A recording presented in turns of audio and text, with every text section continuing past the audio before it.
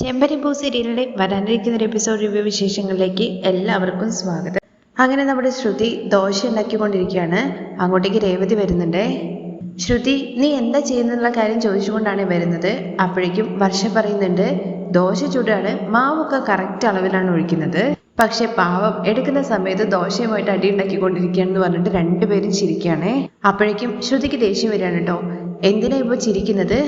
എല്ലാവരും എന്നെ നോക്കി ചിരിക്കാൻ തുടങ്ങി.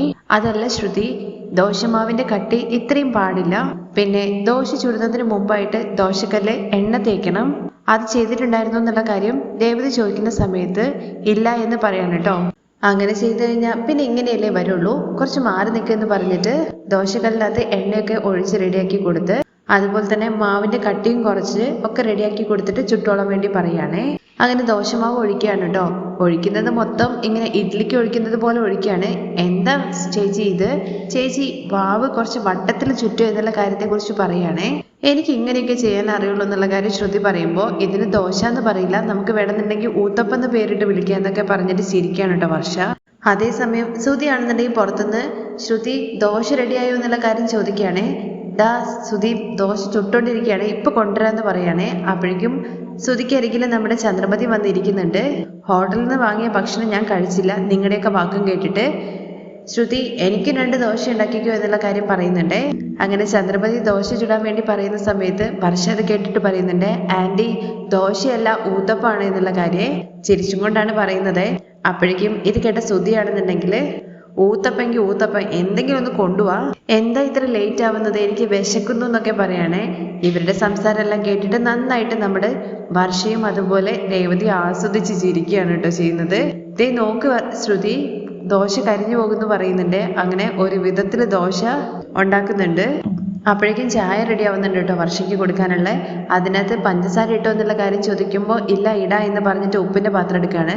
ഇത് കണ്ട രേവതി ആണെങ്കിൽ, അയ്യോ ശ്രുതി, അത് ഉപ്പിന്റെ പാത്രമാണ്, പഞ്ചസാര ഇത് താഴെയുള്ള എന്നുള്ള കാര്യം പറയുകയാണേ.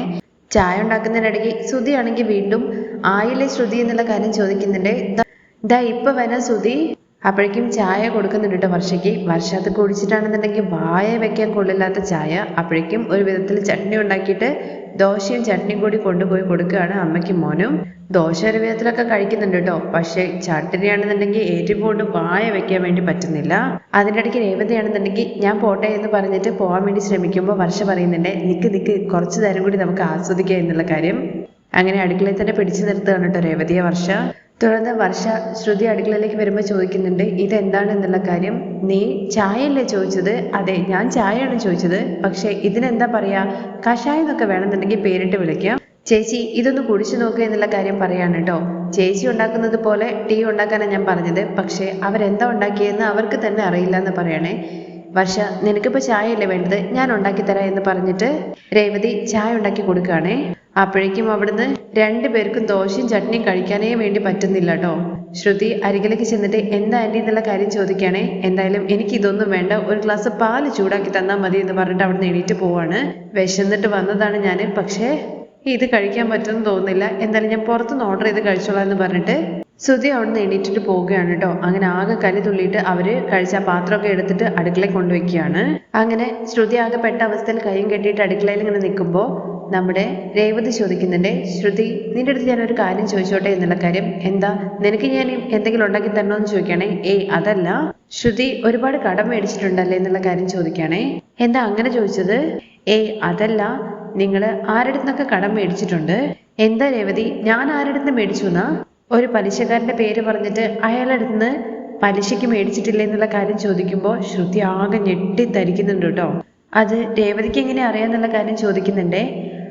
അത് എൻ്റെ അനിയനും അയാളും ഫ്രണ്ടായിരുന്നു മുമ്പ്, ഇപ്പോഴല്ല. അയാൾ ശരിക്കും ഒരു റൗഡിയാണെന്നുള്ള കാര്യം നിനക്ക് തന്നെ അറിഞ്ഞൂടെ? അമ്മയുടെ പണം എൻ്റെ അനിയൻ എടുക്കാൻ തന്നെ കാരണം അയാളാണ്. അതിനുശേഷം രേവതിയുടെ അനിയൻ അവനുമായിട്ട് ഒരു ബന്ധവും ഇല്ലെന്നൊക്കെ പറയുന്നുണ്ട്. എൻ്റെ അനിയൻ മോഷ്ടിക്കുന്ന വീഡിയോ അവനാണ് പുറത്ത് വിട്ടതെന്നൊക്കെ പറയണ്ടേ. ഇതുകൂടി കേൾക്കുമ്പോഴേക്കും ശ്രുതി ആകെ വേർത്ത് കുളിക്കുന്നുണ്ട് കേട്ടോ. അതിനിടയ്ക്ക് ചേച്ചി ദാ പാല് തിളച്ച് ചിന്തുന്നു എന്ന് പറയണേ. അങ്ങനെ രേവതി ചായ ഇടാൻ വേണ്ടിയിട്ടുള്ള നോക്കുവാണേ. പക്ഷെ അതിനിടയ്ക്ക് വർഷ ചെന്നിട്ട് ശ്രുതിയുടെ അടുത്ത് ചോദിക്കുന്നുണ്ട്, എന്താ ചേച്ചി ഇങ്ങനെ വേർക്കുന്നത് എന്നുള്ള കാര്യം. അല്ല, ഇവിടെ ഭയങ്കര ഹീറ്റ് ആണല്ലോ, പുറത്ത് നല്ല തണുപ്പാണല്ലോ എന്നുള്ള കാര്യം ചോദിക്കുമ്പോൾ നമ്മൾ കിച്ചണിലല്ലേ ഉള്ളത്, അതുകൊണ്ടാണ്. എന്നിട്ട് ഞങ്ങൾക്ക് രണ്ടുപേർക്കും ചൂടൊന്നും ഇല്ലല്ലോ എന്നുള്ള കാര്യം വർഷ പറയുമ്പോൾ ഞാൻ ഇത്ര നേരം കുക്ക് ചെയ്തുകൊണ്ടിരിക്കല്ലേ, അതുകൊണ്ടായിരിക്കും. ഓ അതാണല്ലേ എന്നൊക്കെ ചോദിച്ചിട്ട് വർഷ കളിയാക്കുന്ന രീതി പറയുന്നുണ്ട് കേട്ടോ. തുടർന്ന് രേവതി പറയുന്നുണ്ട്, ശ്രുതി അയാളുടെ അടുത്ത് നിന്നും പണം കടം മേടിക്കരുത്. ആരാ അയാളെന്നുള്ള കാര്യം വർഷ ചോദിക്കുമ്പോൾ അയാൾ താൻ ഒരു ഫ്രോഡാണ്.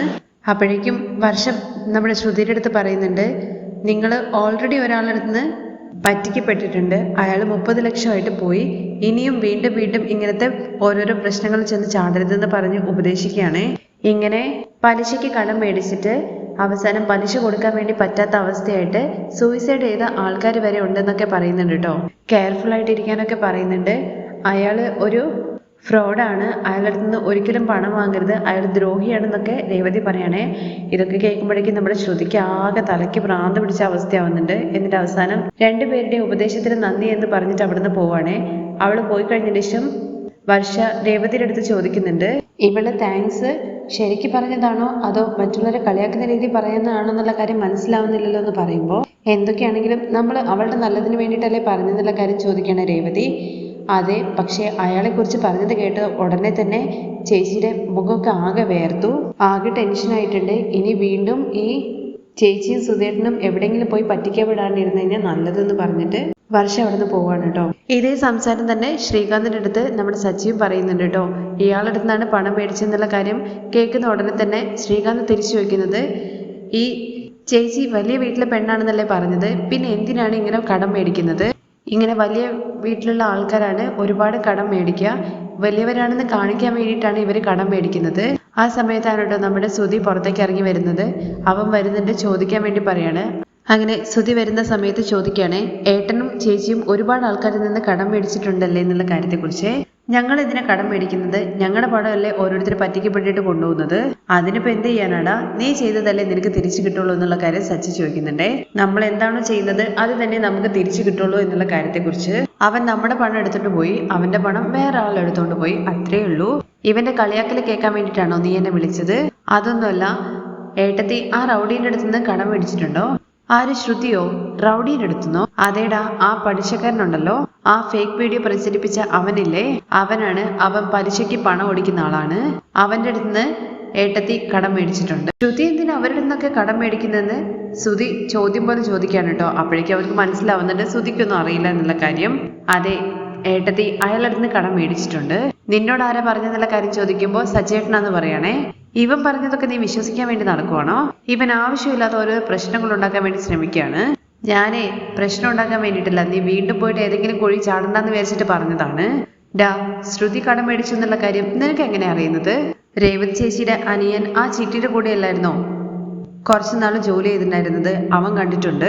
ഓ, അവൻ ഇവന്റെ കൂടെ കൂടിയിട്ടല്ലേ കള്ളത്തരങ്ങളൊക്കെ പഠിച്ചെന്നുള്ള കാര്യം ചോദിക്കുമ്പോൾ ആ കള്ളന്റെ കൂടെ തന്നെ ചേർന്നിട്ടാണ് നിന്റെ ഭാര്യയും പണം മേടിച്ചിരിക്കുന്നത്.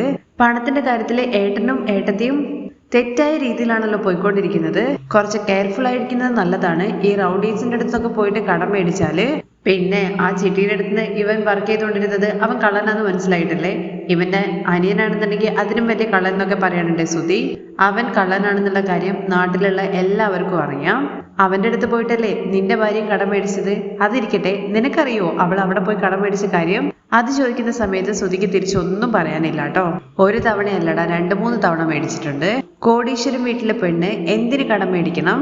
സത്യത്തില് അവള് കോടീശ്വരിയാണെന്നുള്ള കാര്യം ഒന്ന് ചെക്ക് ചെയ്യാൻ വേണ്ടി പറയാണ് കേട്ടോ നമ്മുടെ സച്ചി. അങ്ങനെ സച്ചിക്ക് ഏകദേശം മനസ്സിലാവുകയാണ് നമ്മുടെ ശ്രുതി ആള് വിചാരിച്ച പോലെയും പറഞ്ഞ പോലെയും ഒന്നുമല്ല, അവളുടെ കയ്യിൽ ഒരു പിണ്ണാക്കും ഇല്ല എന്നുള്ള കാര്യം കേട്ടോ. എന്തായാലും ഈ സത്യങ്ങൾ ഇനി അറിയാൻ വേണ്ടി പോവാണ്. ആ വിശേഷങ്ങൾ കേൾക്കാൻ വേണ്ടിയിട്ട് താല്പര്യമുള്ളവർ നെക്സ്റ്റ് എപ്പിസോഡിന് കമന്റ് ചെയ്യണേ. Thank you.